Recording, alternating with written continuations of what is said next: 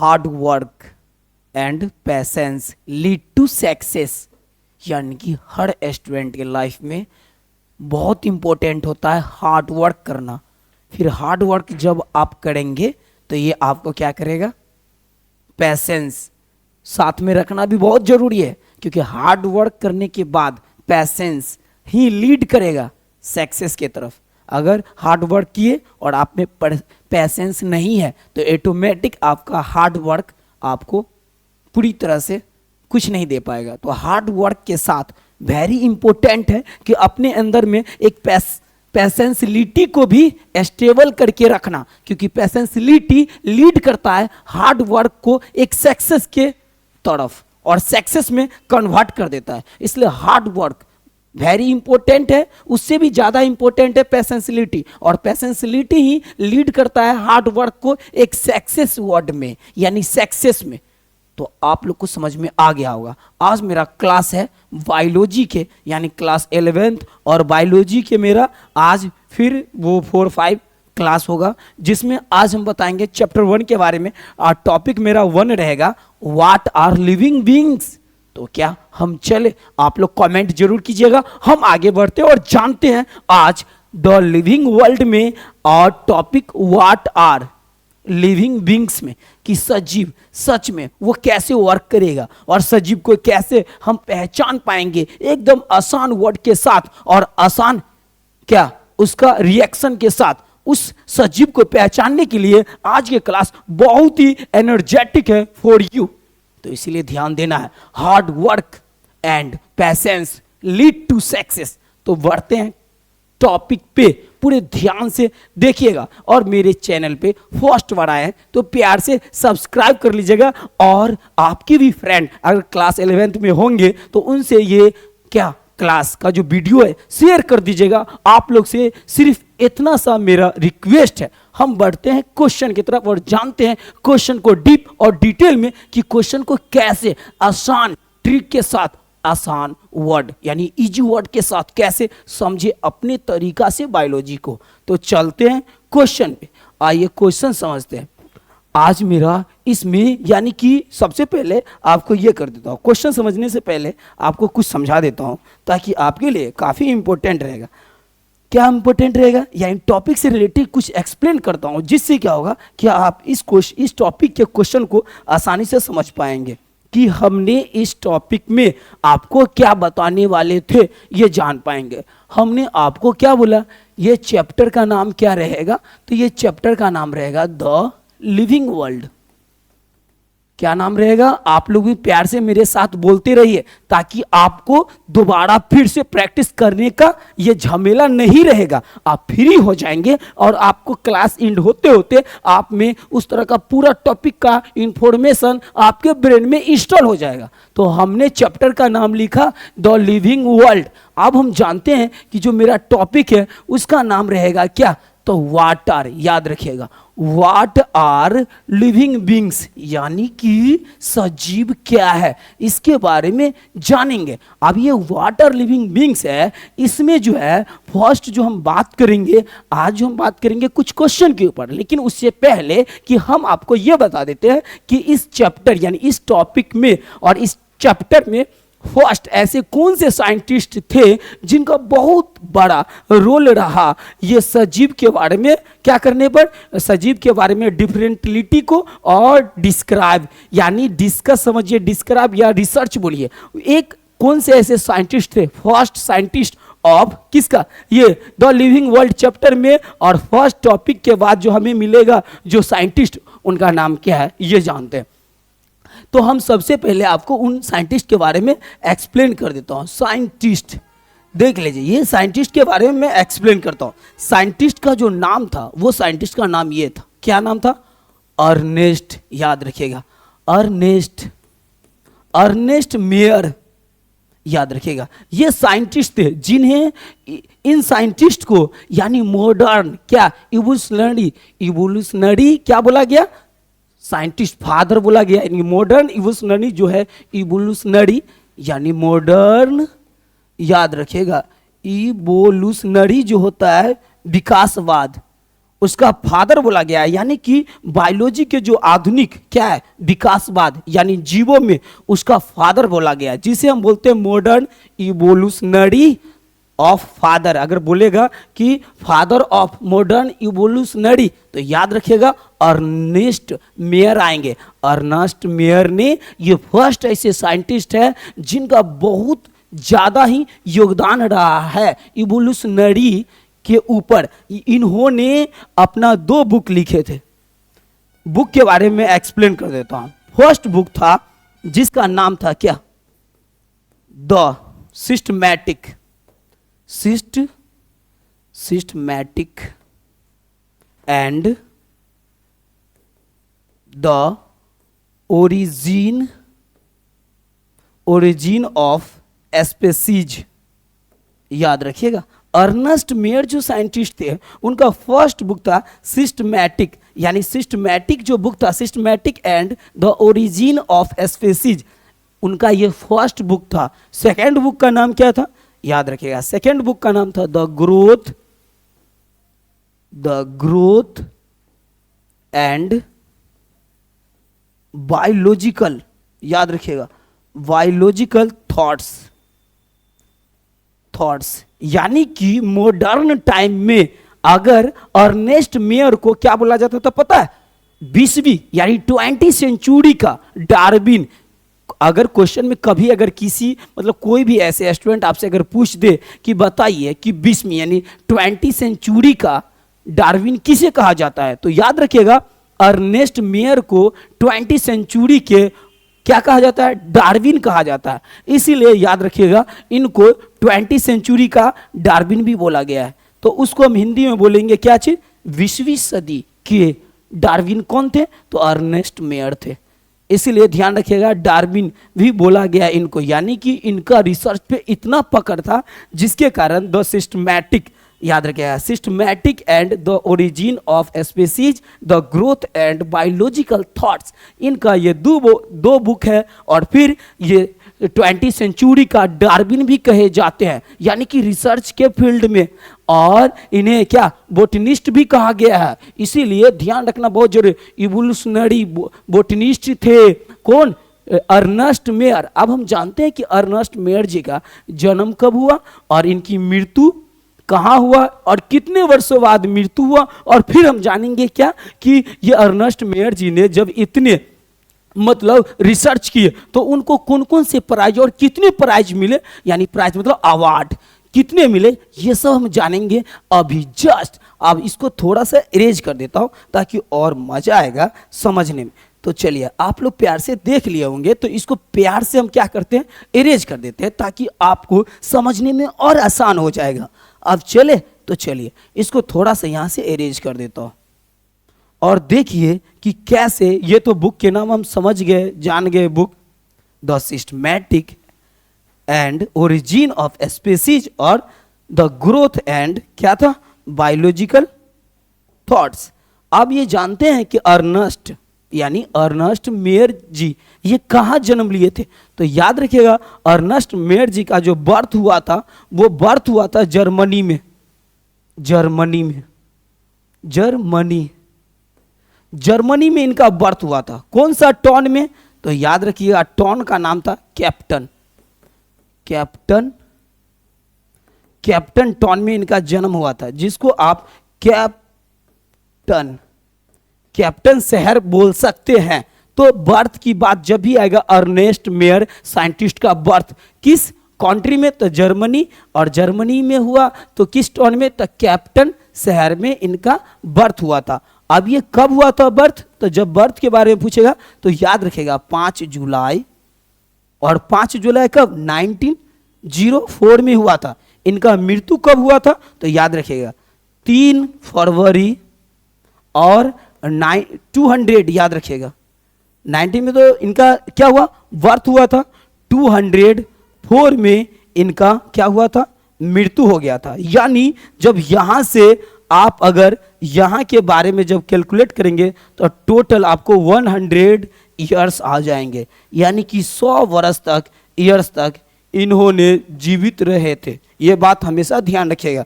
Ernest mayor scientist ने यानी 100 years तक जीवित रहे। सोचिए ये साइंटिस्ट ने कितने तगड़ा, यानी कि अपने रिसर्च के साथ अपने बॉडी को भी कितना केयर रखे कि देखिए जर्मनी में उनका बर्थ होता है कैप्टन शहर में, और फिर 5 जुलाई 1904 में और 3 फरवरी 2000 कितना 4 में, यानी 2004 में इनका मतलब डेथ हो जाते हैं, यानी कि 100 वर्षों तक जीवित रहते हैं। अब हम जानते हैं कि इनको कौन सा मतलब ये किस पे ज़्यादा सा रिसर्च किए थे, तो याद रखिएगा जो ये रिसर्च किए थे तो आप लोग को समझ में आ गया होगा। थोड़ा मैं इरेज कर देता हूँ तो आपको और समझाएंगे इनके बारे में तो और मजा आएगा। अब चलिए तो इरेज करें, यस। अब थोड़ा इरेज करके बताता हूँ कि बर्थ के बारे में जान गए, डेथ के बारे में जान गए, आगे आप बढ़ते। ये डेथ का रहा, इसीलिए ध्यान रखिएगा जब भी अगर 3 फरवरी लिखा रहेगा कभी भी तो याद रखिएगा डेथ का ये होता है डेट उनकी, यानी उनका मृत्यु हो गया था। वो ये यानी कि यूनिवर्स को छोड़ के चले गए थे जहां से आए थे वहां। अब हम बढ़ते हैं कहाँ, इसको इरेज करके आते हैं नेक्स्ट पॉइंट पे और उसको एक्सप्लेन करेंगे पूरा डीप और डिटेल के साथ, और फिर जानेंगे कि आखिर अर्नेस्ट मेयर जी जो इतने रिसर्च किए तो उनको क्या क्या मिला, अवार्ड में कौन कौन सा अवार्ड मिला, कितना अवार्ड मिला, ये सब कुछ को अभी हम जानते हैं डिटेल में। अब आइए यहाँ पे हम आपको बताते हैं, प्लीज़ फास्ट में थोड़ा पेन चलना ताकि समझ में सही आए। अब हमेशा एक चीज़ और ध्यान रखिएगा, क्या चीज़, एक चीज़ और ध्यान रखना बहुत ज़रूरी है, इसमें बहुत इंपॉर्टेंट, यहाँ तक आपको समझ में आ गया होगा। अब अर्नेस्ट मेयर जी के बारे में हमेशा याद रखिएगा, ये बोटनिस्ट थे, बोटेनिस्ट याद रखिएगा, लेकिन बोटनिस्ट में क्यों, तो इवोल्यूशनरी बोटनिस्ट थे, इवोल्यूशनरी याद रखिएगा, इवोल्यूशनरी बोटनिस्ट थे, इवोल्यूशनरी बोटनीज। एक मिनट रुकिएगा, इसको सही से लिख देता हूं, इवोल्यूशनरी यानी इवोल्यूशनरी साइंटिस्ट थे, यानी विकासवाद में इनका बहुत बड़ा क्या हुआ था, रोल हुआ था, इसलिए ध्यान रखिएगा विकासवाद में इनका रोल हुआ था, इसीलिए इवोल्यूशनरी साइंटिस्ट मतलब विकासवाद में इनका, जिसमें इवोल्यूशनरी में जीवों के स्पीसीज के बारे में ज़्यादा बात किए थे। इनका मेथड था स्पीसीज इसलिए इन्होंने दिए क्योंकि इससे क्या होगा, इससे क्या होता, एक मिनट रुक जाइएगा, ये थोड़ा सा अति हो गया, एक मिनट, हाँ सही है, वो थोड़ा सा लाइट जो था ना वो थोड़ा बाहर भाग रहा था, उसको सेट कर दिया आप। यहाँ तो स्पीसीज के ऊपर इन्होंने रिसर्च किए, याद रखिएगा इनको 3 अवार्ड मिला था, अवार्ड्स 3 अवार्ड्स मिले थे। कौन कौन अवार्ड्स मिले थे, एक 1900 यानी 1983 में, यानी इसका नाम था बालजोन प्राइज, जिसको आप प्राइज को बोल सकते हैं अवार्ड। दूसरा अवार्ड जो इनको मिला था 1998 में, उस प्राइज का नाम था इंटरनेशनल प्राइज नाम था, याद रखिएगा ये इंटरनेशनल प्राइज, यानी 3 अवार्ड इनको मिला था। अर्नेस्ट मेयर का, यानी अर्नेस्ट जो मेयर साइंटिस्ट थे इनको 3 प्राइज मिला था 1998 में, और ये यहाँ ध्यान रखिएगा 1983 में बालजोन प्राइज, और फिर 1998 में मिला था इंटरनेशनल प्राइज, और 3 जो मिला था तीसरा वो मिला था 1999 में मिला था, वो प्राइज का क्या नाम था, ग्राफ्ट प्राइज, याद रखिए क्राफ्ट प्राइज, ये क्राफ्ट प्राइज मिला था, यानी कि 3 प्राइज टोटल मिले थे, और इतने बेस्ट इनका रिसर्च रहा कि ये 3 प्राइज से इनको सम्मानित किया गया। 1983 में बालजोन प्राइज, और 1998 में इंटरनेशनल प्राइज, और 1999 में क्राफर्ड प्राइज मिला था अर्नेस्ट मेयर जी को। आगे हम आपको ये समझाएंगे ये जो प्राइज हो गया ये कौन सी यूनिवर्सिटी में पढ़े ये जानते हैं, और फिर इनका जो मृत्यु हुआ था ना यूएस में हो गया था, जर्मन में बर्थ हुआ और यूएस में इनका मृत्यु हो गया था। ये कौन से यूनिवर्सिटी में पढ़े उसके बारे में समथिंग एक्सप्लेन कर देता हूँ, आप लोग को समझ में अगर आ गया होगा यहाँ तक तो क्या मैं इरेज कर सकता हूँ, तो आप लोग जरूर कमेंट कीजिएगा। अर्नेस्ट मेयर जी के बारे में समथिंग और डिटेल करता हूँ, और फिर हम चलेंगे अपने क्वेश्चन पे ताकि आपको और समझ में बहुत अच्छे से आ पाएगा। अब हम बढ़ते हैं, इसको इरेज करते हैं और फिर हम आपको आगे बताते हैं कि आगे ये जो थे कौन, अर्नेस्ट मेयर साइंटिस्ट, इनका हार्ड वर्क बायोलॉजी में कैसा रहा, क्योंकि हार्ड वर्क ही हमें आगे चल के सक्सेस का क्या बनता है, बहुत बड़ा मसीहा बनता है। इसीलिए इस चीज को हमें जानना बहुत जरूरी है, साइंटिस्ट के द्वारा जो भी स्ट्रगल किया गया है हमें उनका स्ट्रगल को जानना वेरी इंपॉर्टेंट है, क्या इन फ्यूचर के लिए और खुद को सक्सेस होने के लिए। आप देखिए इसमें अर्नेस्ट मेयर जी के बारे में आपने जान गया, प्राइज के बारे में। ये जो यूनिवर्सिटी में पढ़े थे वो यूनिवर्सिटी का नाम है, वो यूनिवर्सिटी वर्ल्ड का नंबर 1 आते हैं, हार्वर्ड यूनिवर्सिटी। हार्वर्ड यूनिवर्सिटी, ध्यान रखिएगा, हार्वर्ड यूनिवर्सिटी। हार्वर्ड यूनिवर्सिटी यहाँ नहीं है, ये यूएस में है, यूनाइटेड स्टेट ऑफ अमेरिका में यूनिवर्सिटी हार्वर्ड यूनिवर्सिटी पाए जाते हैं। हार्वर्ड यूनिवर्सिटी में इन्होंने पढ़ाई किए थे, फिर वहाँ से फिर उनको ट्रांसफ़र हुआ, फिर आगे बढ़े, आगे बढ़ते बढ़ते अर्नेस्ट मेयर ने अपने लाइफ को बहुत बेस्ट बनाए और फिर ये मॉडर्न टाइम के और 20वीं सेंचुरी के डार्विन के नाम से भी जाने गए और आज तक फेमस है उनका नाम। तो इसीलिए अब हम बढ़ते हैं क्वेश्चन की तरफ। यहाँ तक ही जानना था क्योंकि हार्वर्ड यूनिवर्सिटी से पढ़े थे। तो अर्नेस्ट मेयर जी के बारे में आप लोग क्या जाना, आप लोग को इनके बारे में कितना पता है, कमेंट जरूर कीजिएगा, ताकि मैं फिर नेक्स्ट क्लास में मिलेंगे तो नेक्स्ट साइंटिस्ट के बारे में, उनका बायोलॉजी के ऊपर कितना योगदान था, इसको एक्सप्लेन कर पाएंगे सिंपल, यानी कि विथ सिंपल वर्ड के साथ। तो चलते हैं मैं अपने क्वेश्चन की तरफ, आप लोग कितना जाना इसको जरूर कमेंट कीजिएगा। वर्डे तो चलिए आप लोग रेडी हो जाए, क्वेश्चन की तरफ आते हैं। अब क्वेश्चन की तरफ आते हैं। मेरा फर्स्ट क्वेश्चन क्या रहेगा इसको जानते हैं। आप सबको पता होगा कि नॉन लिविंग और लिविंग क्या होता है। मुझे पूरा तरह से पता है कि आपको ये यानी जो कंफ्यूजन था ये रिमूव हो चुका होगा। यानी कि लिविंग नॉन लिविंग में what is different between living non living. तो आप लोग को नॉन लिविंग और लिविंग के बारे में फुल आपको डिफरेंशिएशन पता होगा। तो इसीलिए कभी कभी मैथ जैसा फॉर्मूला को यूज करके भी आप यहाँ पे बायोलॉजी को समझ सकते हैं। जैसे नॉन लिविंग और लिविंग में आपने डिफरेंटिलिटी को जानना है तो सिंपल सी ध्यान रखना है, इधर ग्रोथ नहीं होता है, इधर ग्रोथ बाहरी होता है तो इधर इंटरनल होता है। तो ये अगर मान लीजिए कि कोई निर्जीव अगर ग्रोथ कर लेता है तो याद रखिएगा, अगर ग्रोथ करेगा तो एक्सटर्नल ग्रोथ करेगा, एक्सटर्नल ग्रोथ करेगा, यानी एक्सटर्नल ग्रोथ करेगा। ध्यान रखिएगा, एक्सटर्नल ग्रोथ करेगा। ये वर्ड अगर रॉन्ग होगा तो नीचे वाला एक्सटर्नल वर्ड पर ध्यान रखिएगा। और यहां जो ग्रोथ करेगा इंटरनल ग्रोथ करेगा। क्योंकि इंटरनल इसलिए ग्रोथ करता है क्योंकि यहां पे लिविंग में एक क्या है, अपना एक होता है क्या रूल है कि जो लिविंग होगा वो इंटरनल क्या करेगा, मास में ग्रोथ करेगा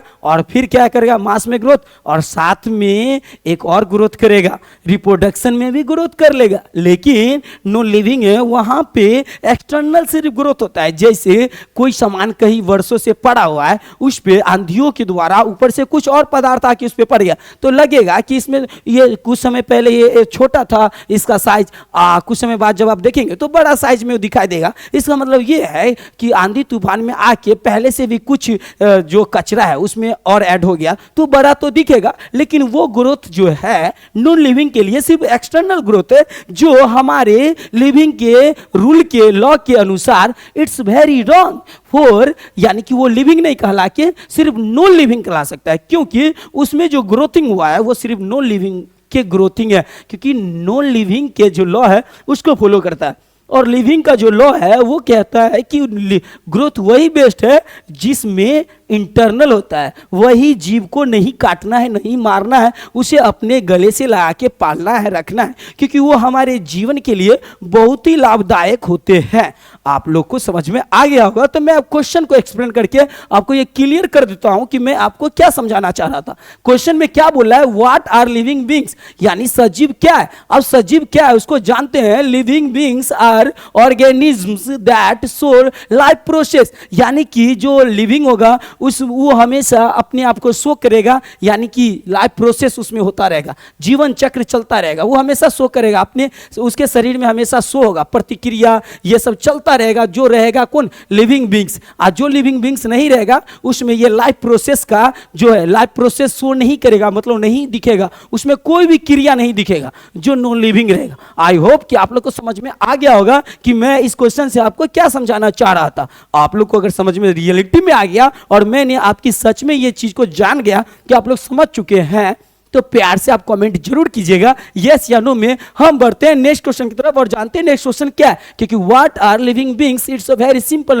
question. Living beings are organism और दैट शो लाइफ प्रोसेस हमेशा जिसमें शो करता है वही लिविंग कहलाता है। तो बढ़ते हैं नेक्स्ट क्वेश्चन की तरफ और जानते हैं नेक्स्ट क्वेश्चन क्या है।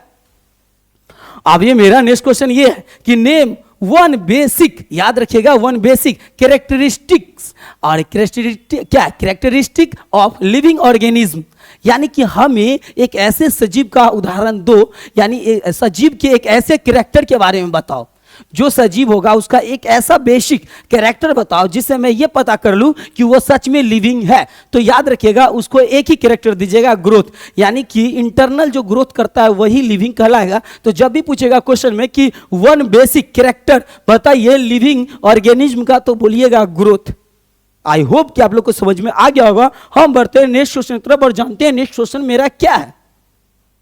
अरे वेरी सिंपल, ये 3 नंबर का भी क्वेश्चन है। देखिए, do all living organisms grow, यानी कि क्या यानी सभी जो सजीव है वो ग्रो करते हैं। तो क्वेश्चन में आंसर देखते हैं, yes all living organisms show growth, यानी कि जितने भी सजीव होंगे सब हमेशा शो करेंगे ग्रोथ, यानी कि जो नॉन लिविंग होंगे वो ग्रोथ कभी शो नहीं करेंगे, लेकिन जो लिविंग होंगे वो डेफिनेटली 100% नहीं 200 या 500% भी लिख के ले लो कि वो हमेशा ग्रोथ को शो करेंगे। तो इसीलिए ध्यान रखना है कि ऑल लिविंग बीइंग्स यानी ऑल लिविंग ऑर्गेनिज्म्स हमेशा शो करता है ग्रोथ। आई होप कि आप लोग को समझ में आ गया होगा। क्या मैं बढ़े नेक्स्ट क्वेश्चन की तरफ? कमेंट जरूर कीजिएगा। हम नेक्स्ट क्वेश्चन की ओर जा रहे हैं, क्योंकि ये क्वेश्चन भी बहुत इजी था, क्योंकि ऑल लिविंग ऑर्गेनिज्म हमेशा शो करता है ग्रोथ।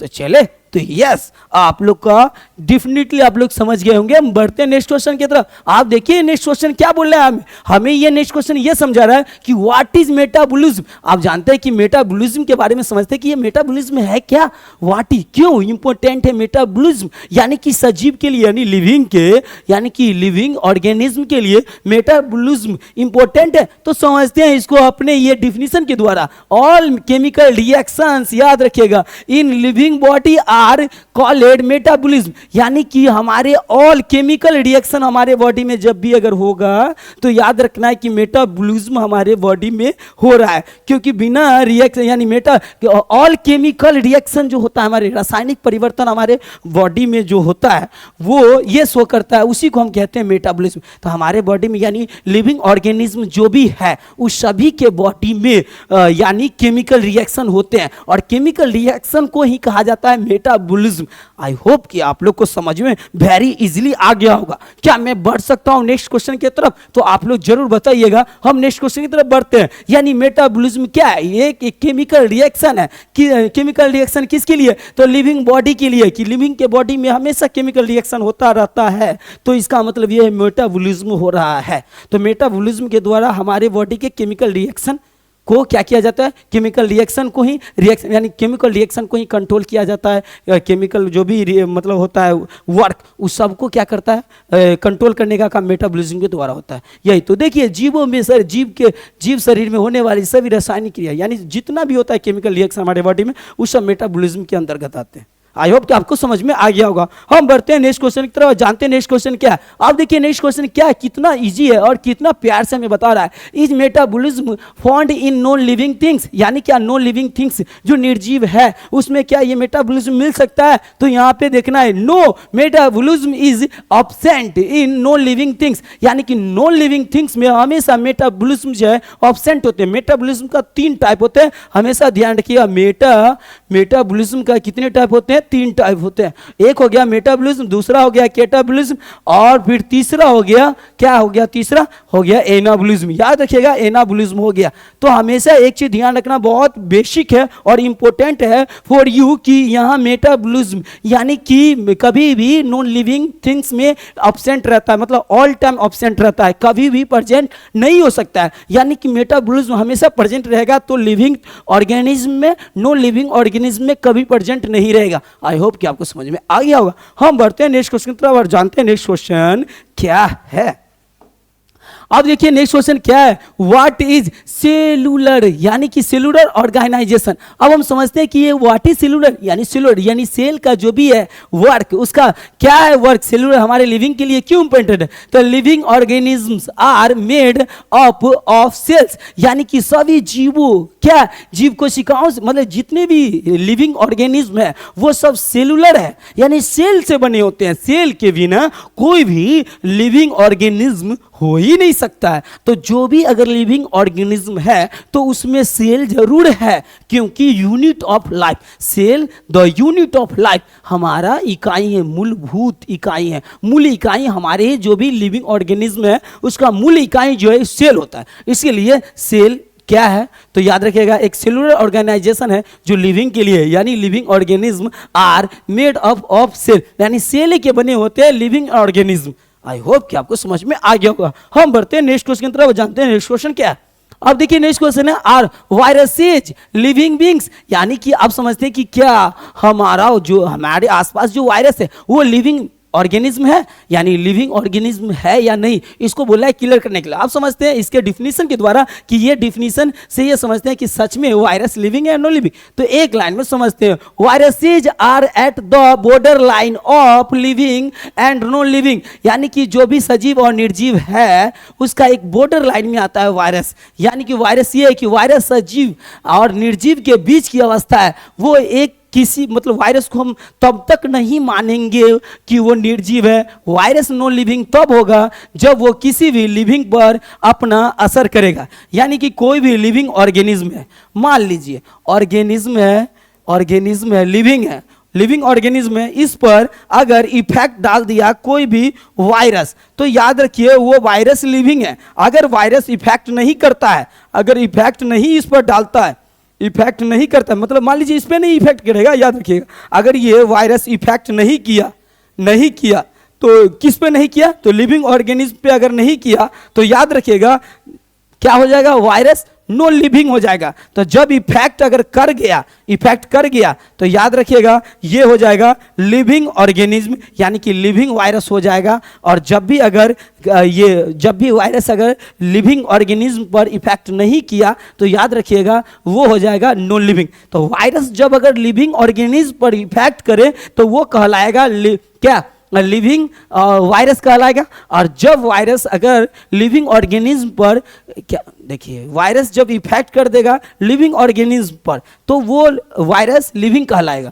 जब वायरस लिविंग ऑर्गेनिज्म पर इफेक्ट ही नहीं करेगा, अपना कोई भी प्रभाव नहीं उस पर छोड़ेगा, तो वायरस नो लिविंग के कैटेगरी में चला जाएगा। आई होप कि आप लोग को समझ में आ गया होगा हम क्या बताना चाह रहे थे और क्या समझाना चाह रहे थे, आप लोग को समझ में आ गया। तो जब भी वायरस अगर इफेक्ट करता है नॉन लिविंग पे तो ऑटोमेटिक ध्यान रखिएगा कि वो वायरस लिविंग है। और जब भी वायरस अगर लिविंग ऑर्गेनिज्म पर इफेक्ट नहीं डालता है तो समझिए वायरस नॉन लिविंग है।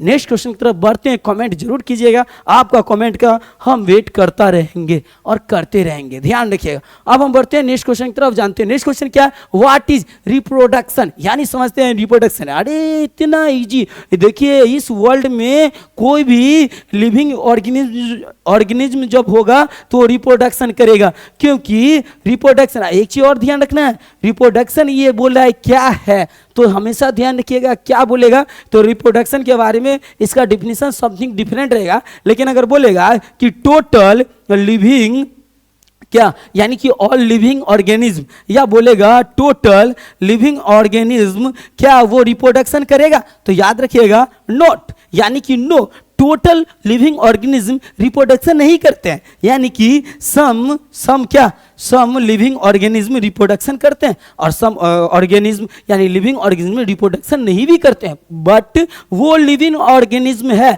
यानी लिविंग ऑर्गेनिज्म का मतलब ये नहीं कि रिप्रोडक्शन करना चाहिए, ये बात हमेशा माइंड में रखिएगा। तो सम लिविंग ऑर्गेनिज्म रिप्रोडक्शन नहीं भी करते हैं और सम लिविंग ऑर्गेनिज्म रिप्रोडक्शन करते हैं, तो करते हैं, ये याद है, करते हैं और नहीं करते हैं, ये दोनों डिफरेंटलिटी को माइंड में पूरा सेट रखिएगा। तो याद रखिएगा रिप्रोडक्शन, अब यहाँ पे पूछ रहा है रिप्रोडक्शन क्या है, तो द प्रोसेस, एक रिप्रोडक्शन प्रोसेस है। किसके लिए प्रोसेस है? हमारे लिविंग ऑर्गेनिज्म को पीढ़ी दर पीढ़ी जीवित रखने के लिए एक प्रोसेस है। अगर ये रिप्रोडक्शन प्रोसेस नहीं होता तो हमारा लिविंग ऑर्गेनिज्म जल्दी समाप्त हो जाएगा, ये यूनिवर्स ही रन नहीं कर पाएगा। यूनिवर्स में जो भी हम देख रहे हैं, एक दूसरे को गुलाब का फूल देना, छोटा से लेके बड़ा प्लांट, छोटा से लेके बड़ा जीव, कोई भी हाथी से लेके बैक्टीरिया से लेके एलिफेंट तक के जो भी जीव हम देखते हैं, वो सभी जीव रिप्रोडक्शन के कैटेगरी को ही अपनाता है। रिप्रोडक्शन उसमें होता है, रिप्रोडक्शन नहीं होगा तो ये यूनिवर्स समाप्त हो जाएगा। 1 मिनट 1 सेकेंड के बाद वो समाप्त की तरफ जाने लगेगा। तो यूनिवर्स को समाप्त होने से बचाने के लिए हमें हर 1 सेकेंड, हर 1 मिनट हमारे बॉडी में जो रिप्रोडक्शन का जो क्या है, रिप्रोडक्शन एक टीम है, रिप्रोडक्शन एक जो सिस्टम है, रिप्रोडक्शन एक जो प्रोसेस है हमारे बॉडी में, वो काम करता है, वो काम करता है। इसीलिए हमारा लिविंग ऑर्गेनिज्म पीढ़ी दर पीढ़ी चलते आ रहे हैं और चलते रहेंगे। The process of producing new individual, जब हम न्यू इंडिविजुअल को प्राप्त करते हैं, यानी न्यू, जब हम क्या उसी जीव के जब न्यू हम किस फ्यूटस से या न्यू प्राणी से मिलते हैं, तो समझिए रिप्रोडक्शन के द्वारा मिल पाएंगे। आपके घर में जो भी नन्हा मुन्ना जो भी आता है, वो सब इसलिए आता है क्योंकि रिप्रोडक्शन है। रिप्रोडक्शन एक ऐसी प्रोसेस है जिसके द्वारा आपके घर में नन्हा मुन्ना और सब आ सकता है, और ये सब नहीं रहेगा तो फिर नहीं आ सकता है। डॉग से लेकर डॉगी तक, मॉग से लेकर ये सब जितनी भी आप नाम ले सकते हैं, इट्स ऑल जो भी आपको नन्हा मुन्ना न्यू इंडिविजुअल दिख रहा है, वो सब ये रिप्रोडक्शन क्या है, रिप्रोडक्शन प्रोसेस के द्वारा पॉसिबल होता है। आई होप कि आपको समझ में आ गया होगा। हम बढ़ते हैं नेक्स्ट क्वेश्चन तरफ और जानते हैं नेक्स्ट क्वेश्चन क्या है। आप देखिए नेक्स्ट क्वेश्चन को समझते हैं।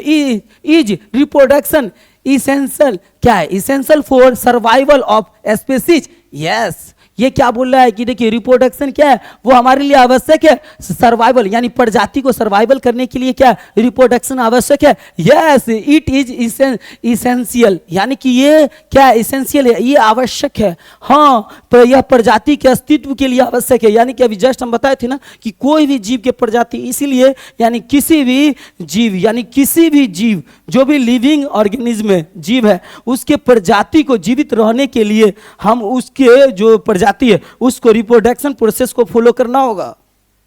It's a very important process, तो फॉलो करना होगा। अगर ये फॉलो नहीं कर रहा है रिप्रोडक्शन प्रोसेस को, तो ऑटोमेटिक उस प्रजाति के जीव जल्दी इस यूनिवर्स से हमेशा के लिए क्या हो जाएगा, डिस्ट्रॉयड हो जाएगा। मतलब डिस्ट्रॉय मतलब खत्म हो जाएगा, इंड हो जाएगा, समाप्त हो जाएगा। तो हमेशा याद रखिएगा, इट्स क्या, इट इज एसेंशियल, एसेंशियल है। ये is reproduction essential for survival of species. Yes, प्रजाति को सर्वाइव करने के लिए रिप्रोडक्शन बहुत ही इंपॉर्टेंट है, एसेंशियल है। तो बढ़ते हैं नेक्स्ट क्वेश्चन की तरफ और जानते हैं नेक्स्ट क्वेश्चन मेरा क्या है। अब मेरा नेक्स्ट क्वेश्चन क्या है, do all living organism reproduce. Yes, यानी नो नो नो नो, याद रखना यहाँ पे कि डू ऑल लिविंग ऑर्गेनिज्म, जब बोलेगा ऑल लिविंग ऑर्गेनिज्म के बारे में कि सभी लिविंग ऑर्गेनिज्म रिप्रोड्यूस करता है क्या, न्यू इंडिविजुअल्स को, तो याद रखना है नहीं, यानी कि no, some organism do not reproduce, यानी कि कुछ ऐसे भी है, यानी सम, याद रखिएगा सम क्या, एक चीज और यहाँ ध्यान रखिएगा, याद रखिएगा, जहां पे अभी ने मैंने लिखा ना सम, तो ये सम नहीं करते हैं। याद रखना, सम लिविंग ऑर्गेनिज्म जो है वो क्या नहीं करते हैं, यानी रिप्रोड्यूस नहीं करते हैं। ये बात हमेशा माइंड में रखिएगा, ठीक है। अब चलते हैं यहाँ पे आते हैं, तो याद रखिएगा सम क्या है, लिविंग ऑर्गेनिज्म जो है, लिविंग ऑर्गेनिज्म ये क्या नहीं करता है, तो सम लिविंग ऑर्गेनिज्म क्या नहीं करता है, रिप्रोडक्शन नहीं करता है, यानी कि रिप्रोड्यूस नहीं करता है, अपनी ही प्रजाति के जीव को रिप्रोड्यूस नहीं करता है। तो सम नहीं करता है, बाकी सारे करते हैं, तब ये प्रजाति चल रहा है। तो याद रखिएगा, डू ऑल लिविंग ऑर्गेनिज्म के ऊपर जब क्वेश्चन उठाएगा तो आप डायरेक्ट क्वेश्चन में क्वेश्चन मार्क डाल दीजिएगा। अब बोलेगा नो, सम क्या, some organism do not reproduce, यानी some living organism not produce, और बाकी जितने भी है वो सब प्रोड्यूस करते हैं। तो आई होप कि आपको समझ में आ गया होगा। हम बढ़ते हैं नेक्स्ट क्वेश्चन की तरफ और जानते हैं नेक्स्ट क्वेश्चन मेरा क्या है। अब देखिए नेक्स्ट क्वेश्चन क्या, what is growth in living organism, यानी कि समझते हैं कि क्या, यानी कि यो जो भी है लिविंग ऑर्गेनिज्म में ग्रोथ क्या है, यानी कि लिविंग जो ऑर्गेनिज्म है उसमें ग्रोथ क्या है, यानी कि ग्रोथ मतलब वृद्धि क्या है उसको समझते हैं। Increase in mass and number of cell, याद रखिएगा ग्रोथ एक ऐसा है जो इंक्रीज करता है मास को और नंबर ऑफ सेल को, यानी द्रव्यमान और कोशिकाओं की संख्या में वृद्धि करता है सिर्फ ग्रोथ। ग्रोथ एक ऐसा प्रोसेस है जिसके द्वारा कोई भी लिविंग ऑर्गेनिज्म में ग्रोथ समझते हैं। अब ग्रोथ जो है ये एक ऐसा प्रोसेस है, कौन, ग्रोथ एक ऐसा प्रोसेस है जो क्या करता है लिविंग ऑर्गेनिज्म में, लिविंग ऑर्गेनिज्म में हमेशा ध्यान रखिएगा, लिविंग ऑर्गेनिज्म में एक काम करता है हमेशा, क्या करता है, इंक्रीज करता है, किसका, तो याद रखिएगा मास का इंक्रीज करता है और दूसरा एंड सेल का इंक्रीज करता है, यानी कि नंबर ऑफ सेल का संख्या में वृद्धि करता है। कौन करता है वृद्धि, ग्रोथ। ग्रोथ एक ऐसा प्रोसेस है जो लिविंग ऑर्गेनिज्म में यानी कि मास को इंक्रीज करता है एंड नंबर ऑफ सेल के संख्या में वृद्धि करता है, तो इसलिए ग्रोथ एक ऐसा प्रोसेस है, यह भी लिविंग ऑर्गेनिज्म के लिए वेरी इंपॉर्टेंट से इंपॉर्टेंट प्रोसेस है। तो आप लोग को समझ में आ गया होगा। बढ़ते हैं नेक्स्ट क्वेश्चन की तरफ और जानते हैं नेक्स्ट क्वेश्चन क्या है, वेरी इजी रहा होगा। अब देखिए नेक्स्ट क्वेश्चन हमारा क्या है, व्हाट इज कॉन्शियसनेस। आप समझते हैं कॉन्शियसनेस के बारे में। कॉन्शियसनेस मतलब जैसे हमने कोई वाल, जैसे मान लीजिए पेन मेरे पास है, इसमें कॉन्शियसनेस नहीं है, ये इसको हम मारेंगे तो ये हमको नहीं मार पाएगा। माइक मेरा क्या कॉन्शियसनेस नहीं है, इसको मारेंगे ये हमको नहीं मारेगा। जब हम किसी को मारे और तुरंत हमको रिएक्ट करे तो वही में कॉन्शियसनेस है। याद रखिएगा कोई रोबोट हो गया उसको अगर मारेंगे तो वो ऑटोमेटिक हमको नहीं मार सकता, जब तक उसमें डेटा नहीं रहेगा उस टाइप का तो तब तक वो हमको क्या रिटर्न नहीं कर सकता। तो कॉन्शियसनेस क्या है इसको जानते हैं, एबिलिटी टू रिस्पॉन्ड, यानी कि कॉन्शियसनेस मतलब रिस्पॉन्स करना, यानी कि जो भी लिविंग ऑर्गेनिज्म होगा उसमें ऑटोमेटिक कॉन्शियसनेस होगा, क्योंकि कॉन्शियसनेस के बिना वो क्या हो जाएगा, पता चल जाएगा कि नॉन लिविंग है। तो कॉन्शियसनेस बहुत इंपॉर्टेंट होता है, किसके लिए इंपॉर्टेंट होता है कॉन्शियसनेस, तो याद रखिएगा कॉन्शियसनेस किसके लिए इंपॉर्टेंट हो जाएगा, लिविंग के लिए। यानी कॉन्शियसनेस मतलब जैसे आपके दादा डेथ है या डेथ नहीं है, इसको जानने के लिए आप अपने दादा पे हमेशा उंगली मारेंगे। जब उंगली मारेंगे तो ऑटोमेटिक आपको दादा जब कोई रिएक्शन नहीं करेगा तो समझिए ऑटोमेटिक आपके दादा डेथ हो चुके हैं। तो कॉन्शियसनेस अगर होगा दादा में तो आप जैसे उंगली करेंगे तो वो ऑटोमेटिक आपको समझ गए ना कैसा रिप्लाई करेंगे, तो आप लोग को समझ में आ गया होगा। तो रिस्पॉन्ड टू स्टिमुलाई, यानी कि जो भी अगर होंगे लिविंग ऑर्गेनिज्म होंगे तो उसमें कॉन्शियसनेस ऑटोमेटिक आ जाएगा। याद रखिएगा कॉन्शियसनेस मतलब ये कॉन्शियसनेस, याद रखिएगा ये वर्ड रॉन्ग हो जाएगा, यहाँ पे कॉन्शियसनेस वर्ड आ जाएगा, ठीक है, कॉन्शियसनेस। तो हमेशा ध्यान रखिएगा कॉन्शियसनेस यानी कि जो लिविंग रहेगा ऑर्गेनिज्म उसमें कॉन्शियस क्या एक रिस्पॉन्ड करता है, यानी रिएक्शन देता है कि मैं जीवित हूं या मर चुका हूं, उसको क्या करता है एक रिस्पॉन्ड करने का मतलब कॉन्शियस के द्वारा भी हम समझ सकते हैं कि वो लिविंग ऑर्गेनिज्म है या नॉन लिविंग ऑर्गेनिज्म है, ये हम जान पाएंगे। तो बढ़ते हैं नेक्स्ट क्वेश्चन की तरफ और जानते हैं नेक्स्ट क्वेश्चन क्या है। अब ये नेक्स्ट क्वेश्चन क्या है समझते हैं, व्हाई इज कॉन्शियसनेस इंपॉर्टेंट। आप बोल रहा है कि कॉन्शियसनेस क्यों इंपॉर्टेंट है लिविंग ऑर्गेनिज्म के लिए, तो समझते हैं it helps organism respond to the environment, यानी कि हमारा कॉन्शियसनेस नहीं रहेगा तो हम इन्वायरमेंट में नहीं ढल पाएंगे। हमको इन्वायरमेंट को सही से हमें क्या करता है ढलने का मौका देता है कॉन्शियसनेस। अगर कॉन्शियसनेस नहीं रहेगा, कॉन्शियसनेस नहीं रहेगा अगर लिविंग ऑर्गेनिज्म में, तो याद रखिएगा एक प्रॉब्लम डाल सकता है। क्या डाल सकता है ऑर्गेनिज्म में, ध्यान से समझिएगा, बहुत इंपॉर्टेंट है। कॉन्शियसनेस रहेगा तो हम वातावरण में ढलते रहेंगे, जैसे गर्मी है या गर्म पानी है या ठंडा पानी है या धूप है या यहाँ पे बहुत ज़्यादा बर्फ है, इसको हम कैसे समझ पाएंगे कॉन्शियसनेस के कारण। कॉन्शियसनेस रहेगा तो वो मुझे हेल्प करता है, हमें इन्वायरमेंट में ढलने के लिए मदद करता है, हम वातावरण में सही से प्रतिक्रिया कर पाएंगे, वातावरण को समझ पाएंगे। तो कॉन्शियसनेस एक लिविंग ऑर्गेनिज्म के लिए वेरी इंपॉर्टेंट होता है। आई होप कि आपको समझ में आ गया होगा कि कॉन्शियसनेस कितना इंपॉर्टेंट होता है एक लिविंग ऑर्गेनिज्म के लिए, क्योंकि एक इन्वायरमेंट में वो सही से अपनी लाइफ को क्या कर सकता है, एक सही से अपनी लाइफ को रन कर सकता है, अपनी लाइफ को सही से वो वो इन्वायरमेंट को जी पाएगा। तो ये कॉन्शियसनेस वहाँ पे बहुत इंपॉर्टेंट करता है। तो जब भी वाई पूछेगा कॉन्शियसनेस इंपॉर्टेंट, तो याद रखिएगा it helps organisms respond to the environment, यानी कि यह जीवों को वातावरण के अनुसार प्रतिक्रिया करने में मदद करता है। अगर वातावरण क्या है उसको समझने के लिए, जानने के लिए consciousness very important in living organism. I hope कि आपको समझ में आ गया होगा। बढ़ते हैं नेक्स्ट क्वेश्चन की तरफ, जानते हैं नेक्स्ट क्वेश्चन क्या है। अब नेक्स्ट क्वेश्चन मेरा क्या है, व्हाट इज रिस्पायरेशन। समझते हैं श्वसन के बारे में बोला है कि रिस्पायरेशन क्या है। लिविंग ऑर्गेनिज्म में रिस्पायरेशन नहीं होगा तो लिविंग ऑर्गेनिज्म कोई भी फूड के द्वारा एनर्जी को नहीं क्या कर पाएगा, अचीव कर पाएगा। तो जो भी हम फूड ग्रहण करते हैं ना, तो एक रिस्पायरेशन एक ऐसा प्रोसेस है, the process of releasing energy from food, यानी कोई भी फूड से हम एनर्जी तभी हम रिलीज करवा सकते हैं जब हमको रिस्पायरेशन होगा। अगर कोई भी मरा हुआ लोग को सेब या और मतलब कोई भी अगर मान लीजिए फ्रूट्स दीजिएगा तो क्या वो मरा हुआ इंसान खा पाएगा? अगर खा भी लिया तो उसके बॉडी में विदाउट रिस्पायरेशन का ऊर्जा ही आउट नहीं हो पाएगा, तो ऑटोमेटिक है कि वो डैमेज हो जाएंगे। तो रिस्पायरेशन वेरी इंपॉर्टेंट। क्यों इंपॉर्टेंट? क्योंकि बॉडी में जो भी हम फूड ग्रहण करते हैं उसके लिए रिस्पायरेशन इंपॉर्टेंट है, क्योंकि फूड से जो ऊर्जा है उसको आउट करने के लिए, फूड से ऊर्जा को रिलीज करने के लिए रिस्पायरेशन का रोल होता है। रिस्पायरेशन हमारे बॉडी का एक प्रोसेस है जिसके द्वारा हम क्या करते हैं, रिलीज करते हैं एनर्जी। किससे?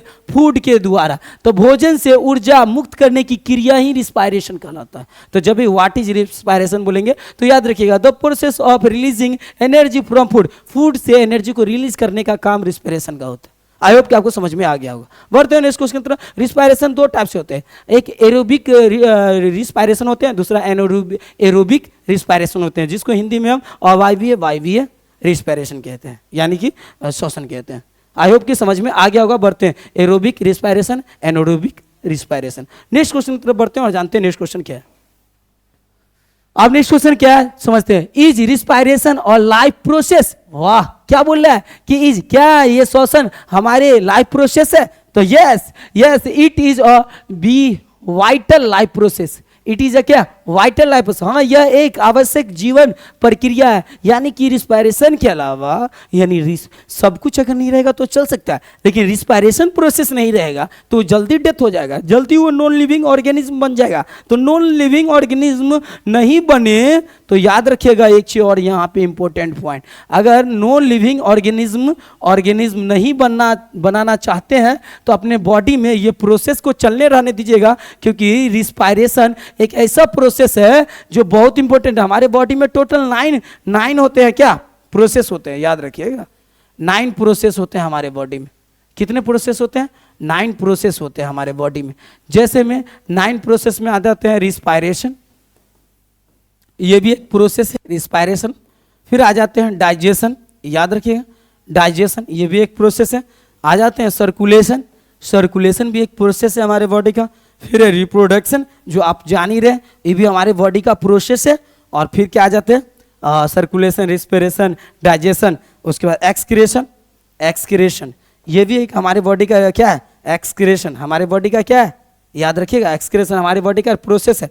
फिर होता है सेंटोस्मोलॉजी सिस्टम, ये भी प्रोसेस है। इस तरह से 9 प्रोसेस आते हैं हमारे बॉडी में। उसके बाद हमारा बॉडी क्या करते हैं? आगे काम करते रहते हैं। जैसे नर्वस हुआ, ये भी एक प्रोसेस है जो हमारे बॉडी को रन कराते रहता है। तो हमेशा ध्यान रखना बहुत इंपॉर्टेंट है। ठीक, अच्छा ठीक। तो हमेशा ध्यान रखना है कि रिस्पायरेशन और डाइजेशन और सर्कुलेशन, रिस्पायरेशन, एक्सक्रेशन। और जब भी आपको कोई लेटर समझ में नहीं आएगा तो कमेंट कीजिएगा, वेरी इंपॉर्टेंट रहेगा। आपको कमेंट के द्वारा और मजा आएगा मुझे और क्लियर करने में। इसीलिए थोड़ा सा जहाँ पे आपको लेटर समझ में नहीं आता है कमेंट कीजिएगा, ताकि हम और डिटेल में लिख पाएंगे और फ्रेश लिख पाएंगे। तो प्रोसेस मतलब ध्यान रखिएगा, प्रोसेस क्या 9 प्रोसेस थे, जिसमें से ये है। आगे जब पढ़ाएंगे तो यहाँ पे समझ आने के लिए मैंने इसको एक्सप्लेन कर दिया है। तो लाइफ प्रोसेस में रिस्पिरेशन का भी बहुत बड़ा रोल होता है। आगे बढ़ते हैं नेक्स्ट क्वेश्चन की तरफ, जानते हैं नेक्स्ट क्वेश्चन क्या है। अब देखिए ये नेक्स्ट क्वेश्चन में क्या, व्हाट इज न्यूट्रिएशन। वाओ, न्यूट्रिएशन भी हमारे बॉडी का एक बहुत बड़ा प्रोसेस है। तो याद रखिएगा प्रोसेस बोले या आपको सिस्टम बोले तो याद रखिएगा 9 सिस्टम हमारे बॉडी में भी होते हैं। अब बॉडी का जो भी पार्ट के बारे में बोला जाएगा ना कि बॉडी का कितने पार्ट है, तो याद रखिएगा बॉडी को 5 पार्ट्स में डिवाइड किया हुआ है। टाइप्स ऑफ, या टाइप्स बोले या पार्ट्स ऑफ 5, तो 5 पार्ट्स में बॉडी डिवाइड रहता है, ये हमेशा ध्यान रखिएगा। पहला होता है हेड, ये हेड होता है बॉडी का। सेकंड होता है क्या चीज, याद रखिएगा, हेड हो गया, फिर नेक, ये नेक ये बॉडी का 2 पार्ट है। और फिर थर्ड होता है बॉडी, बॉडी मतलब याद रखिएगा, हेड मतलब ये अलग हुआ बॉडी का पार्ट, और नेक मतलब यहाँ पे एक अलग हुआ पार्ट। दोनों ये जो है ना, दोनों हैंड और दोनों जो फुट है, ये दोनों फुट के जो बीच में है, जिसको हम पेट ये सब जो है, ये सबको बॉडी बोला जाता है। तो याद रखिएगा बॉडी हुआ, और क्या याद रखिएगा 4 नंबर में कौन आएगा, तो अपर लिम्स आ जाएगा, याद रखिएगा अपर लिम्स, अपर लिम्स हो गया। और 5 नंबर में कौन आ जाएगा, तो लोअर लिम्स आ जाएगा, ये इतना ध्यान रखिएगा, लोअर लिम्स आ जाएगा। यानी लोअर लिम्स मतलब इसका मतलब हो गया हाथ, और इसका मतलब हो गया पैर। तो याद रखिएगा हमारा बॉडी जो है ना 5 भाग में डिवाइड रहता है। तो इस तरह से हमारे बॉडी में कहाँ कहाँ कितने बोन होते हैं, ये फिर हम आगे क्वेश्चन जब बताएंगे तो वहाँ पे एक्सप्लेन कर देंगे। जैसे हेड में कितने बोन होते हैं, फेस में 14 होते हैं, हेड में 8 बोन होते हैं, नेक में कितने 1 होते हैं, इस तरह से बहुत सारे हैं। और दोनों हैंड में कितने 64 होते हैं, दोनों फुट में कितने बोन्स होते हैं, 62 होते हैं बोन्स। इस तरह से बहुत सारे हैं, बायोलॉजी में बहुत डिटेल में पढ़ाएंगे, समझाएंगे, बहुत मजा आने वाला है। तो अभी आपने न्यूट्रिशन को समझे, तो the process of obtaining food, यानी कि ऑब्टेनिंग क्या है, ऑब्टेनिंग क्या है, फूड है, यानी भोजन प्राप्त करने की एक प्रक्रिया ऑब्टेनिंग है। यानी न्यूट्रिशन है क्या, प्रोसेस ऑफ ऑब्टेनिंग फूड, यानी भोजन जो हम प्राप्त करते हैं वो सिर्फ न्यूट्रिशन के द्वारा ही हो सकता है। तो न्यूट्रिशन प्रोसेस के द्वारा हम भोजन प्राप्त करते हैं। तो या जब भी अगर पूछा जाएगा कि व्हाट इज न्यूट्रिशन, तो the process of obtaining food, यानी कि हम न्यूट्रिशन भोजन को प्राप्त करने की क्रिया को हम प्रोसेस को हम न्यूट्रिशन कहते हैं। तो बढ़ते हैं नेक्स्ट क्वेश्चन की तरफ, चलते हैं। नेक्स्ट क्वेश्चन में आप जानते हैं कि उसमें क्या है, और उसको समझते हैं पूरा डिटेल के साथ। आप देखिए नेक्स्ट क्वेश्चन क्या है, व्हाट इज एक्सक्रेशन। आप समझते हैं एक्सक्रेशन मतलब, इसको हिंदी में उत्सर्जन बोला जाता है। उत्सर्जन याद रखिएगा, उत्सर्जन, उत्सर्जन मतलब इतना समझिए, उत्सर्जन उसे कहते हैं, एक्सक्रेशन बोला जाए, एक्सक्रेशन याद रखिएगा, एक्सक्रेशन बोला जाए या एक्सक्रेटरी बोला जाए, तो याद रखिएगा एक्सक्रेटरी, ये दोनों का मीन्स होता है उत्सर्जन होता है। ठीक है, तो ये दोनों का मतलब उत्सर्जन होता है। इसका मतलब ये होता है, देखिए नाक से जो भी वेस्टेड पदार्थ आउट होते हैं, ये क्या एक्सक्रेशन है। आंखों से जो भी वेस्टेड पदार्थ आउट होते हैं, ये सब क्या एक्सक्रेशन है। और याद रखिएगा ब्रश जो करते हैं और टूथ को जो साफ करते हैं, इससे आउट जो होता है मॉर्निंग के समय, वो सब क्या एक्सक्रेशन है। आप जो मूत्र को त्याग करते हैं, ये सब क्या एक्सक्रेशन के प्रोसेस के द्वारा आउट होता है। तो हमारे बॉडी में एक्सक्रेशन में बहुत बड़ा रोल है। इसके द्वारा हम पूरी तरह से हेल्दी रहते हैं, फ्रेश रहते हैं, हम वर्क करने लायक बन पाते हैं। अगर इस तरह से इंक्रीज और डिक्रीज नहीं होगा तो हमारा बॉडी जल्दी खत्म हो जाएगा। नो लिविंग में यही सब काम नहीं होता। तो याद रखिएगा रिमूवल ऑफ वेस्ट, यानी रिमूवल और वेस्टेज, वेस्टेड मतलब वेस्ट, जो वेस्ट है यूजलेस पदार्थ। तो remove of useless materials from the body, जब हमारे बॉडी से यूजलेस मटेरियल को आउट किया जाता है, रिमूव किया जाता है, तो उसे ही उस प्रोसेस को हम एक्सक्रेशन कहते हैं, एक्सक्रेटरी कहते हैं। उसी का हम एक्शन 2 बोलेंगे, एक्सक्रेशन कहते हैं। समझ में आ गया होगा। बढ़ते हैं नेक्स्ट क्वेश्चन की तरफ और जानते हैं नेक्स्ट क्वेश्चन क्या है। वेस्टेड पदार्थ का मतलब अगर समझना है तो समझिए, जैसे में यूरिन का त्याग करना, यूरिन को त्याग देना, और जो भी वेस्टेड पदार्थ है उसको वेस्टेड समझिए पदार्थ मटेरियल्स को त्याग करना। अब इसमें बहुत सारे आ जाएंगे मटेरियल, समझ सकते हैं आप लोग। तो आई होप कि आपको समझ में आ गया होगा। बढ़ते हैं नेक्स्ट क्वेश्चन की तरफ और जानते हैं नेक्स्ट क्वेश्चन क्या है। अब हमारा नेक्स्ट क्वेश्चन ये है, व्हाट इज एडेप्शन। आप समझते हैं एडेप्शन क्या है। हर एक लिविंग ऑर्गेनिज्म में एडेप्शन इंपॉर्टेंट है, और एबिलिटी टू एडजस्ट, एडजस्टमेंट बोले या एडजस्ट बोले, एडजस्ट मतलब एडजस्ट कर लेना, adjust to the environment. Adaptation हमको क्या करता है, इन्वायरमेंट में एडजस्टमेंट करना सिखाता है। जैसे गर्मी है तो गर्मी में हम कैसे एडजस्टमेंट अपना बॉडी को करें, ये एडेप्शन के द्वारा ही पॉसिबल हो सकता है। ये भी बड़ा अच्छा प्रोसेस है। वातावरण के अनुसार ढलने की हमें कैपेसिटी देता है कौन, एडेप्शन। तो ढलने की जो कैपेसिटी जब भी मिलेगा हमारे बॉडी में, तो एडेप्शन प्रोसेस के द्वारा मिलता है। तो जब भी व्हाट इज प्रोसेस एडेप्शन बोला जाएगा तो याद रखिएगा हमारे बॉडी का एक ऐसा एबिलिटी है जो क्या करता है, इन्वायरमेंट में एडजस्ट करने का मौका देता है, कैपेसिटी देता है, उस तरह का क्या करता है, उस तरह का एक एबिलिटी हमारे अंदर में क्रिएट करता है। आई होप कि आपको समझ में आ गया होगा। बढ़ते हैं नेक्स्ट क्वेश्चन की तरफ और जानते हैं नेक्स्ट क्वेश्चन क्या है। तो चलिए नेक्स्ट क्वेश्चन की तरफ कमेंट जरूर कीजिएगा। बढ़ते हैं नेक्स्ट क्वेश्चन की तरफ और जानते हैं नेक्स्ट क्वेश्चन क्या है। अब ये देखिए नेक्स्ट क्वेश्चन को समझते हैं। What is life span. याद रखिएगा जन्म से लेके जन्म से जब स्टार्ट हम होते हैं और हमारा क्या हो जाता है, डेथ हो जाता है, जन्म, यानी कि बर्थ से लेके और डेथ के बीच, मतलब BD से D तक पहुंचना, B से D तक पहुंचना हमारा लाइफ स्पेन कहलाता है, लाइफ स्पेन कहलाता है। याद रखिएगा, ये हो गया लाइफ स्पेन। यानी कि जब हम जन्म से लेकर मृत्यु तक जितने भी गर्लफ्रेंड से मिलते हैं, जितने भी लोगों से मिलते हैं, जितने भी काम करते हैं, जितने भी नाम करते हैं, जितने भी कुछ करते हैं, और जब हमारी डेथ हो जाता है तो इस बीच के समय को लाइफ स्पेन कहा जाता है। ये बात हमेशा ध्यान रखिएगा, लाइफ स्पेन कहा जाता है। यानी कि जो प्राकृतिक के द्वारा डेथ होना, याद रखिएगा एक चीज और, प्राकृतिक जन्म से मृत्यु तक का समय क्या कहलाता है, लाइफ स्पेन। और जब हमारा प्राकृतिक के द्वारा डेथ हो जाता है, यानी प्राकृतिक के द्वारा हमारा बर्थ हुआ और प्राकृतिक के द्वारा जब हमारा डेथ हो जाता है, तब इस बीच के समय को ही लाइफ स्पेन बोला जाता है। आई होप कि आपको एकदम इजीली समझ में आ गया होगा कि क्या है लाइफ स्पेन। तो बढ़ते हैं नेक्स्ट क्वेश्चन की तरफ और जानते हैं। लाइफ स्पेन को इंग्लिश में डिफिनेशन ऐसे समझाते हैं, the period from birth to death. तो the period from birth to death, इसी को हम लाइफ स्पेन कहते हैं।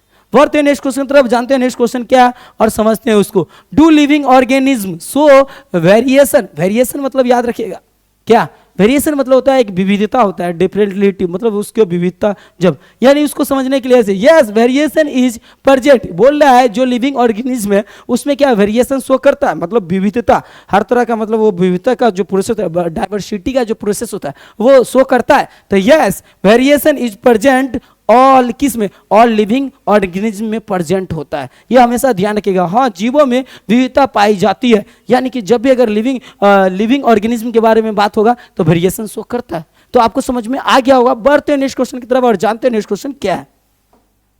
अब नेक्स्ट क्वेश्चन क्या है, तो समझते हैं इसको। व्हाट इज होमोस्टेसिस, यानी होमोस्टेसिस को समझते हैं कि होमोस्टेसिस क्या होता है। मेंटेनेंस ऑफ इंटरनल वायलेंस, हमारे इंटरनल वायलेंस को, जब लिविंग ऑर्गेनिज्म में इंटरनल वायलेंस को जो बनाता है प्रोसेस, उसी को हम होमोस्टेसिस कहते हैं, यानी कि आंतरिक संतुलन को बनाए रखना होमोस्टेसिस कहा जाता है। ये प्रोसेस का काम होता है कि जो भी लिविंग ऑर्गेनिज्म है उसके आंतरिक, यानी इंटरनल लिविंग ऑर्गेनिज्म के, क्या लिविंग ऑर्गेनिज्म के जो इंटरनल है, क्या इंटरनल है वो समझते हैं। इंटरनल जो है, इंटरनल क्या, इंटरनल जो क्या है प्रोसेस है, उस प्रोसेस को जो क्या करता है, क्या करता है, वायलेंस करता है, प्रोसेस को वायलेंस करता है, वायलेंस करता है, उसी को हम बोलते हैं क्या चीज, होमोस्टेसिस। होमोस्टेसिस जब भी हम कहेंगे तो याद रखेंगे क्या चीज, कि हमारे इंटरनल प्रोसेस को वायलेंस करना, मतलब होमोस्टेसिस कहलाता है। होमोस्टेसिस हमेशा ध्यान रखिएगा, ये आंतरिक लिविंग ऑर्गेनिज्म में आंतरिक क्या करता है, इंटरनल प्रोसेस को वायलेंस करता है, होमोस्टेसिस। आगे बढ़ते हैं नेक्स्ट क्वेश्चन की तरफ और जानते हैं नेक्स्ट क्वेश्चन क्या है। होमोस्टेसिस को आप समझ गए होंगे सिंपली में।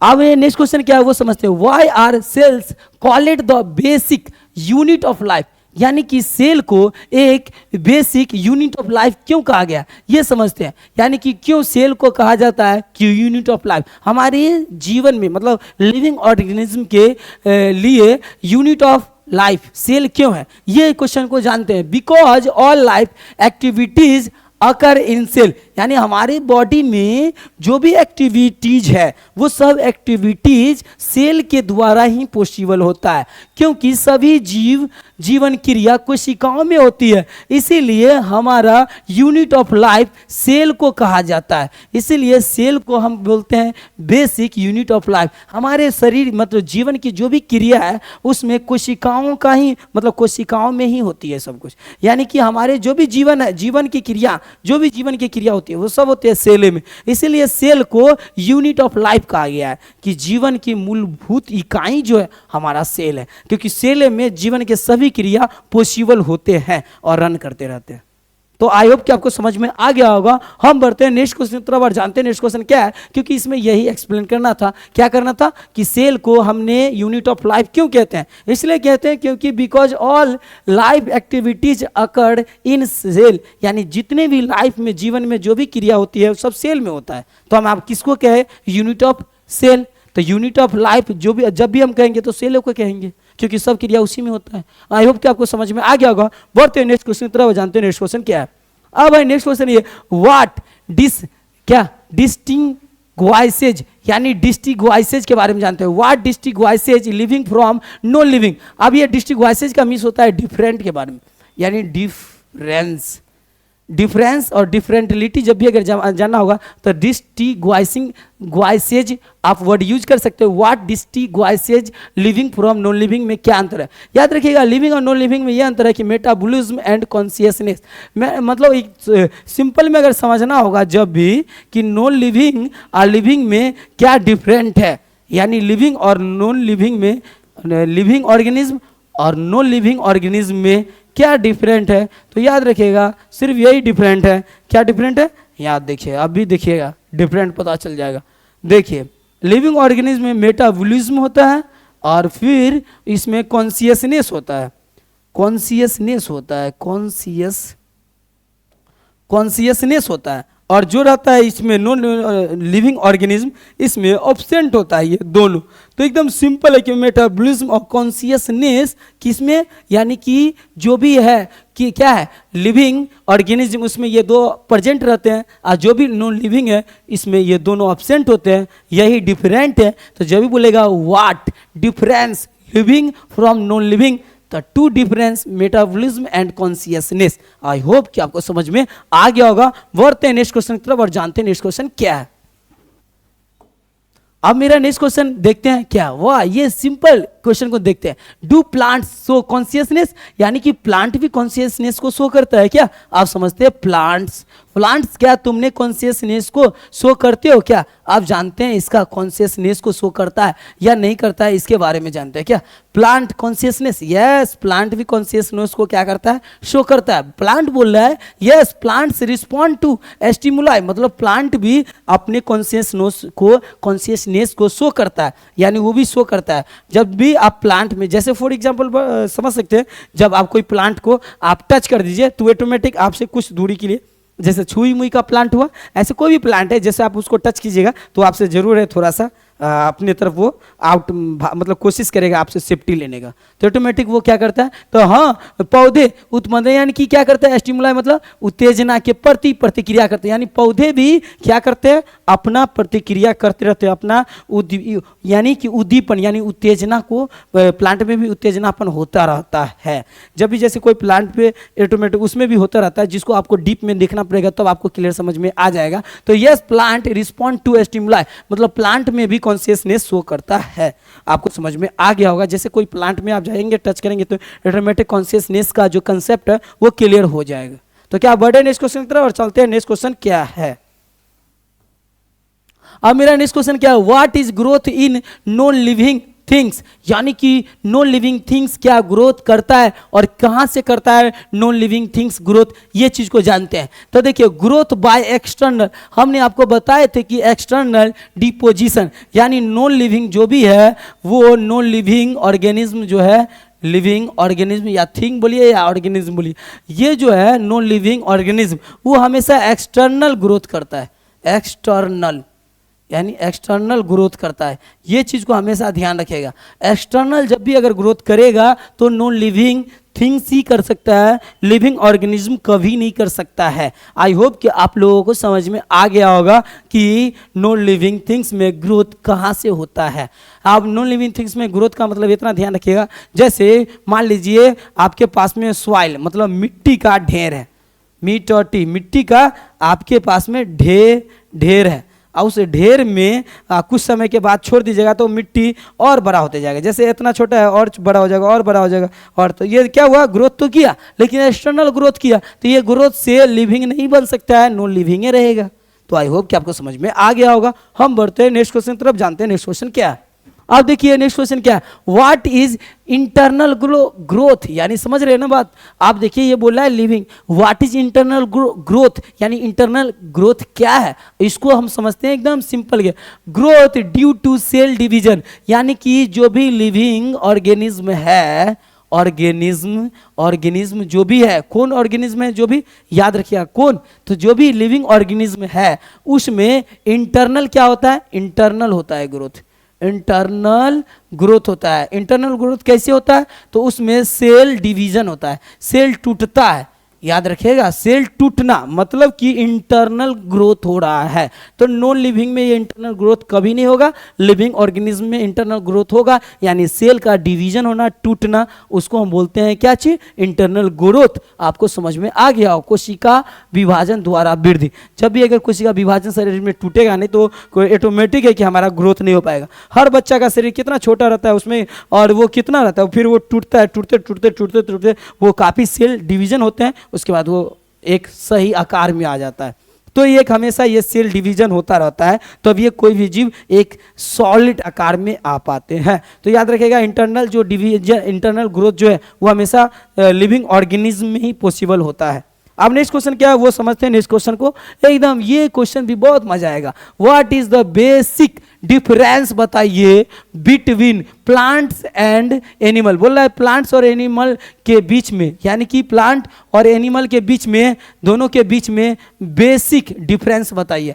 अब हम चलते हैं बेसिक डिफरेंस को जानते हैं कि बेसिक डिफरेंस इस दोनों के बीच में क्या है, इसको समझते हैं। देखिए बोल रहा है कि मोड ऑफ न्यूट्रिएशन, दोनों में जो है बेसिक डिफरेंस वो न्यूट्रिएशन का है, न्यूट्रिएशन का है, याद रखिए, यानी कि न्यूट्रिएशन का है। यानी कि जो बेसिक डिफरेंस जो है वो न्यूट्रिएशन का है, यानी कि प्लांट का न्यूट्रिएशन करने का तरीका अलग होता है और एनिमल का न्यूट्रिएशन करने का तरीका अलग होता है। जैसे प्लांट है वो न्यूट्रिएशन करता है लेकिन फोटोसिंथेसिस के द्वारा, फोटोसिंथेसिस के द्वारा यानी न्यूट्रिएशन करते हैं। और एनिमल जो है वो न्यूट्रिएशन करता है लेकिन वो क्या करता है, यानी वो न्यूट्रिएशन किसी पे डिपेंड होके करता है। तो डिपेंड होके करता है, शिकारी करके करता है। अब समझ में आ गया होगा कि प्लांट न्यूट्रिएशन ऑटो न्यूट्रिएशन करता है, ऑटोमेटिक समझिए, ऑटो न्यूट्रिएशन करता है प्लांट। और ये जो है एनिमल जो है, एनिमल हमेशा याद रखिएगा हेट्रो न्यूट्रिएशन करता है, हेट्रो न्यूट्रिएशन करता है। हेट्रो न्यूट्रिएशन याद रखिए, हेट्रो न्यूट्रिएशन 3 टाइप के होते हैं। एक होते हैं होलोजोइक न्यूट्रिएशन, सेकेंड होते हैं पैरासिटिक न्यूट्रिएशन, और थर्ड होते हैं सैप्रोफैटिक न्यूट्रिएशन।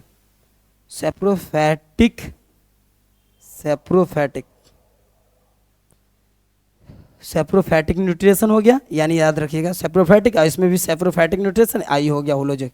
यानी कि ये होता है विषम के लिए, ये होता है परजीवी के लिए, ये होता है होलोजिक प्राणी के लिए। तो ये इस तरह से हेट्रोट्रोफिक न्यूट्रिएशन जो भी है, हेट्रो न्यूट्रिएशन उसमें 3 टाइप होते हैं। तो ये होते हैं एनिमल के लिए, और प्लांट न्यूट्रिएशन उसमें ऑटो न्यूट्रिएशन होते हैं, ऑटोट्रोफिक न्यूट्रिएशन तो होते हैं प्लांट के लिए। तो आपको समझ में आ गया होगा। बढ़ते नेक्स्ट क्वेश्चन की तरफ और जानते हैं नेक्स्ट क्वेश्चन क्या है। तो याद रखिएगा सैप्रोफैटिक न्यूट्रिएशन यानी विषम के लिए, होलोजोइक याद रखिएगा।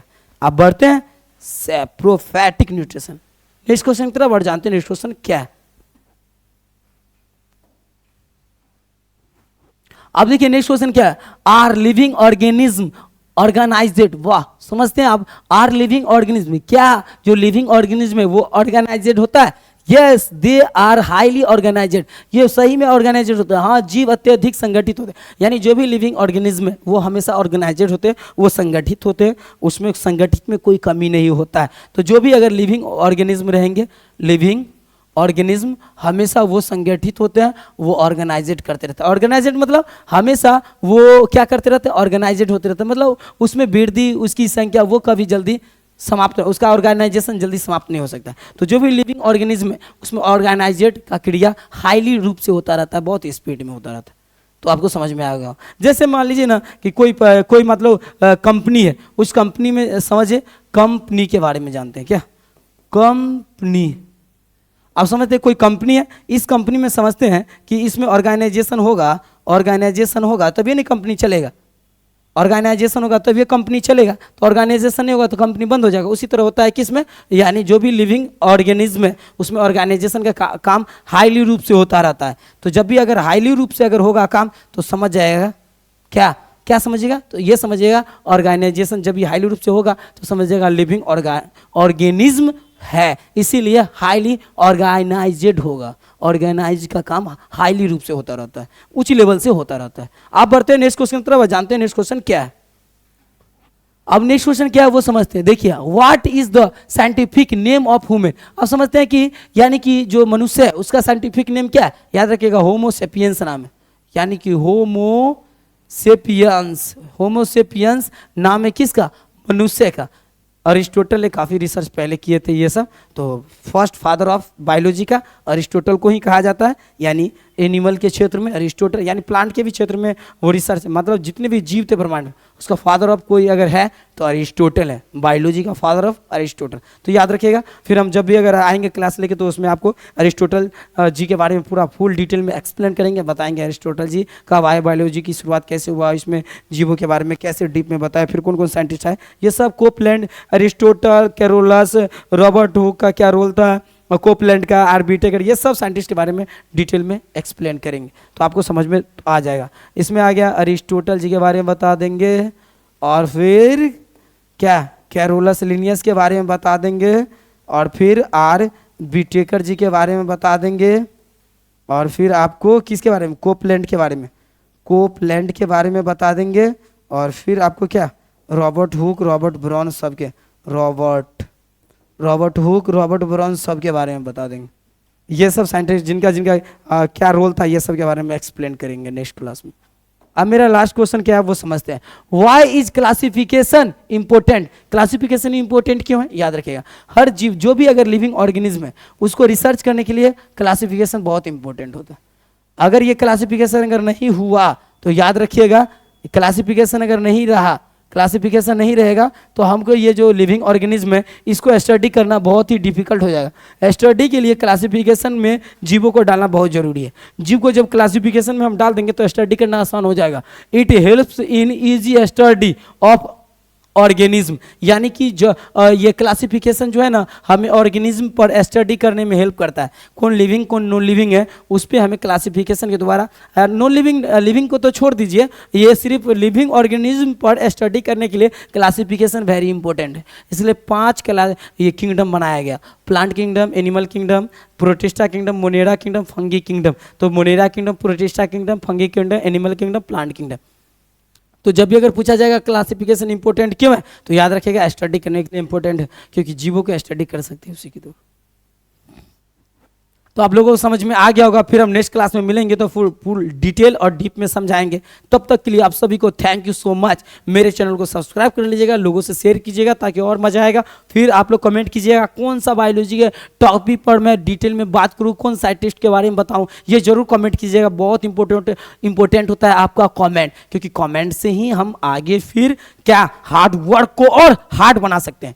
तो आई होप कि आप सभी को आज आप लोग अपना टाइम दिए, इसके लिए thank you so much. Wish you all the best.